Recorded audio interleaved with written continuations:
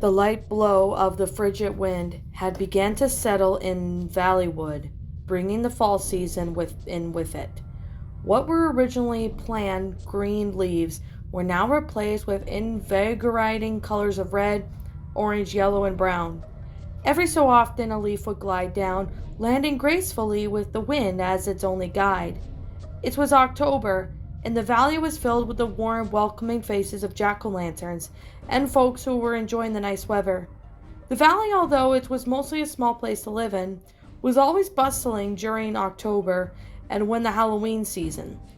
Many kids would come down to the valley, old and young, as place to hang out due to the lack of people. I was 18 at the time, and my job was going to be handing out candy from our spooky manor. My parents would often get some frightening material, some real and others corny.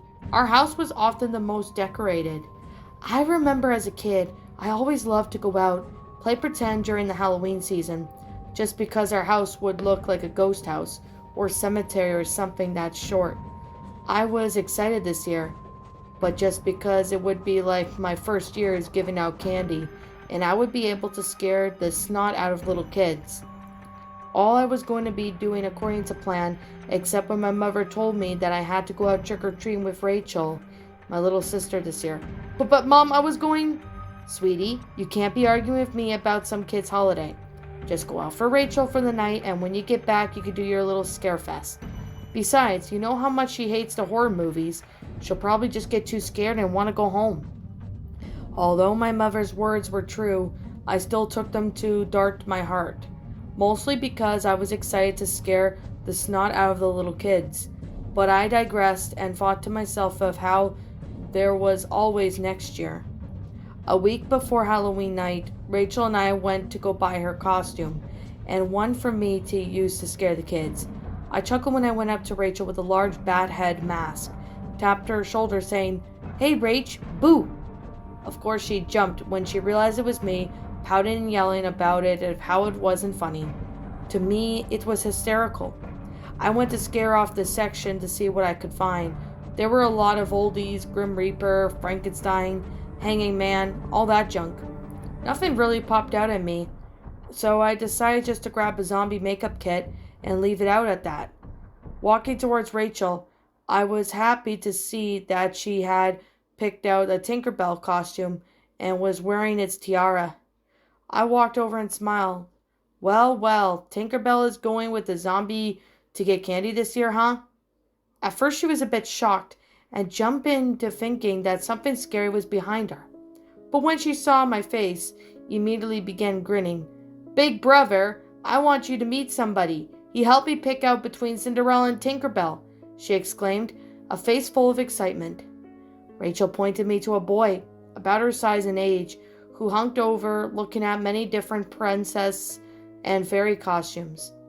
I was trying to hold in my laughter, but seeing the boy rummaging through the fairy wands and tiaras, that wasn't until I actually got up to see what he looked like. "Hey Rach, I want you to meet my brother," Rachel said, tugging the boy's black, white, and gray striped jacket. The boy turned around to see and stared at Rachel at first, but then he moved to me. All the laughter I had held in was now replaced with curiosity on the boy's mask. He was wearing a dome-shaped mask that covered all of his face. Besides his thick brown hair, he had a hood on which concealed most of his hair, and I remembered his jeans being very dark. But the most eerie feature about him was the mask. It was a mirror, not like the chrome masks that you see at Party City, but an actual mirror material. There was no expression to it, no lines except for a few scratches that would cover the mask, and the only thing I could see was my shocked face staring back at itself. I realized how rude I was actually being, and put my hand out smiling. "Hi there, I like your mask. Is that a real mirror?" The boy seemed to look at my hand with his mirror mask and slowly nodded. Not uttering a word, his silence seemed quite odd. I suspected him to be mute, but then again, he might have just been shy about meeting me. "Okay, come on, Rach. We gotta get going. Mom is making spaghetti for dinner." Okay, bye. I hope to see you on Halloween." The boy nodded at Rachel, continuing to stare at me through my face reflected in his mask. As we were leaving, I glanced back at him to see him rummaging through the princess costumes again, not bothering a soul. This week went very quickly. Rachel often complained about having to go to school on Halloween, and myself complained how to watch Rachel for the night. My mother told me that the zombie makeup would give Rachel nightmares, so I had to go dressed up as nothing. This made me furious, but I decided it was too early to scare kids anyway, and that was when Rachel went to bed. I could get ready. She came down in her Tinkerbell costume, giddy to go outside. My mother kissed her on the cheek and then looked at me sternly. "Be good and don't scare Rachel. Understand?" I nodded, Rachel holding onto my hand in an attempt to drag me out the door. We walked down a few blocks, Rachel's bag growing bigger and bigger until I noticed a group of teenager boys riding their bikes away. Of course I could only assume that they were boys, being that each of them were masked in creepy costumes, such as Freddy Krueger or Chucky. One kid had a mask that was just plain disturbed me. The mask of a man whose face was completely disfigured by barbed wire, and whose eyes were gouged out.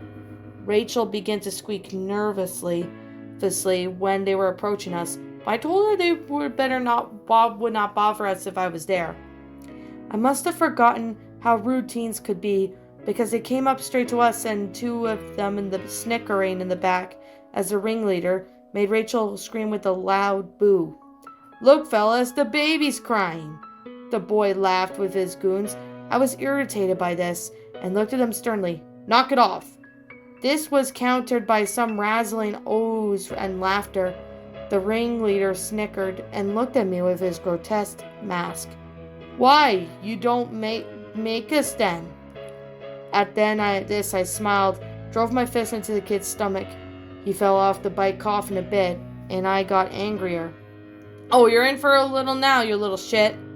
Suddenly, the boys on the back were on my sides, holding me down to the ground. I struggled to break free, but their weight suppressed as what I could outdo. Rachel was crying, and the leader of the group began to kick me in the stomach multiple times. "How does it feel, bitch?" The kid yelled at me as he kept kicking my stomach and my face. Rachel tried to muster up all the courage to hit the attacker with a fairy wand, but in retaliation he kicked her away. Not satisfied due to no reactions of his intention were too focused on to Rachel. "Aw, the little princess thinks she could do shit, huh?" I watched in horror as he advanced towards the cowering Rachel, picking her up as if to hit her. "Get away from her!" I screamed, only to be punched by one of his cronies. Suddenly, the brute dropped Rachel and began to let out a bellowing screech. I sat eye-wide as the latter leader screamed louder than anything he ever had, holding his face like a shaking dog. The crones released me to go see what was wrong with him. As I took my chance to dash towards the crying Rachel, picking up Rachel, I glanced back at the lead tearing off his mask, screaming and begging for whatever force was harming him to stop. His eyes widened in horror as the boy suddenly began to tear out his eyeballs, screaming and begging for forgiveness. The other kids had to run at this point. I could see the bikes riding off in the distance. I heard the disgusting sounds of his eyes being torn out, blood pouring from the empty now holes. The bullish kid fell to the ground unconscious, perhaps even dead. I ran as fast as I could, carrying Rachel, who was crying and whimpering the whole way. Although I kept going, I would lose the image that was still fresh in my head. Then Rachel began to scream.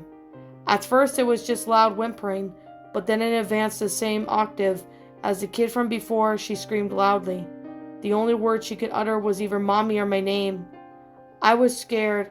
I looked at her eyes to see what she was looking at, but it was not needed as she began pointing in the direction we were fleeing from. I suddenly turned quickly, expected to see the eyeless bully following me. What I saw was a mere boy in from that costume store. He advanced slowly, almost huffling towards us. The mirror seemed to be tainted, blotched in blood spots around it. He was dragging something, but I couldn't take my gaze away from his mask yet again. I saw it then, what was making Rachel scream, undoubtedly, looking into the boy's mask instead of seeing my face reflecting back at me.